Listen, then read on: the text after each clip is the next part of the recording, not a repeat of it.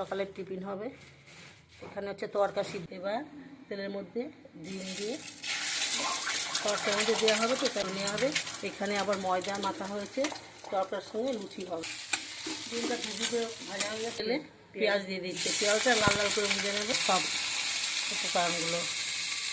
হ্যাঁ, টমেটো কুচি এবার পেস্ট করা হবে। দেখুন বন্ধুরা, ভালো না, পেঁয়াজটা বেশ লাল লাল করে গুলো দিয়ে দিচ্ছে টমেটো মিক্সি করে। আর যে আমার আছে 1 চামচি, হ্যাঁ নাও একটু চিনি, জল দিতে হবে। এবার জল দিয়ে দিলাম, দিয়ে এবার একটু চাপা দিয়ে দাও। জলটা হয়ে গেছে, আমি এবার চাপাটা খুলে নিচ্ছি। সরি মেথি দিয়ে দিচ্ছি, আর একটু তড়কা মশলা দিয়ে দেবো।